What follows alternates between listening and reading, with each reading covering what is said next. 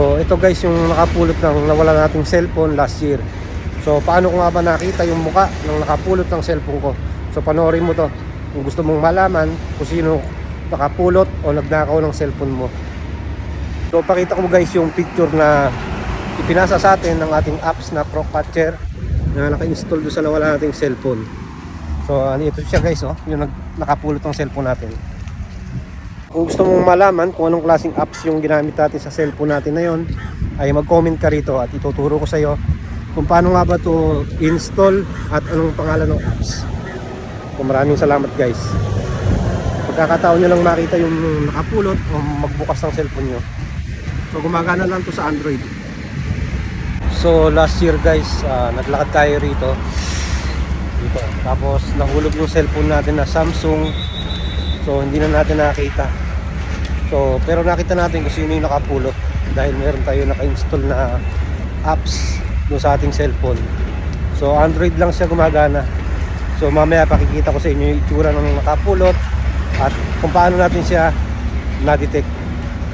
So dahil meron tayo naka-install na Crocatcher o apps sa ating Android, ay automatic itong nag-send ng screenshot ng taong nakapulot o yung nag-attempt na buksan ng ating cellphone. So dito po tayo sumakay sa bus stop nito, tapos nahulog yung ating cellphone. So after 5 minutes, 10 minutes ay may nag-send sa email natin ng screenshot ng taong nakapulot. So tinangka niyang buksan yung ating cellphone. Once kasi na buksan mo yon o mamali ka ng attempt na unlock, ay automatic itong mag-send sa iyo ng email. Ito yung bus stop guys na sinakyan ko. So dito ako sumakay noon, tapos nahulog yung cellphone ko, kamamadaling sumakay sa bus. So pagkakaalala ko, dito siya nahulog yung cellphone ko.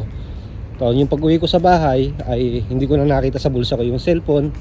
At nang i-check ko yung aking isang cellphone na connected yung email doon sa nawala akong cellphone, ay may nakita akong tatlong picture na pinadala ng apps na naka-install doon sa nawala akong cellphone. So nag-trigger siya kasi binuksan niya yung ating cellphone. So nagtangka siyang i-unlock yung ating cellphone at ito ay nag-cause ng trigger para i-send yung kanyang screenshot na picture. So nakahanam po siya ng ating cellphone at ipinadala. So ganun pa man, kahit may larawan niya tayo, ay hindi pa rin naibalik yung ating cellphone. So wala pa hanggang ngayon. Nai-report na rin natin ito sa pulis. So yung pagkakakuha sa litrato ay dito guys. Dito siya nakuhanan. Ayan, yung ilaw na yan, yan ang kuha. Tapos yung area na yan, dyan yung kuha ng litrato. So ayan yung pinakailaw na yan. Tapos dito yung area. So ibig sabihin, dito niya binuksan yung ating cellphone. Nagtangka siyang i-unlock. Ito yung area ng pinagkuhanan niya ng larawan. Yan. Dito siya nakakuhanan ng selfie. Ayan yung mga ilaw na yan guys. Yan. Kasi ayan yung building.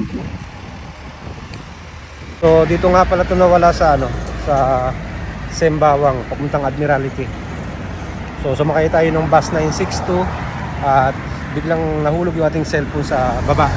So hindi natin napansin. Kaya ayun, may nakapulot itong si Kuya.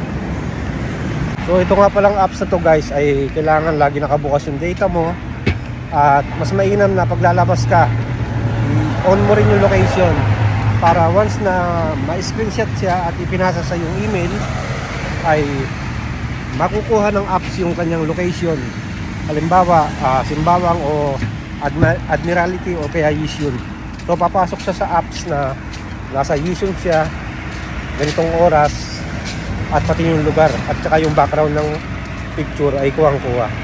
Pero kung naka-off ang location, so ang ipapasa lang sa iyo ng apps ay yung screenshot at yung mukha niya at yung background ng lugar.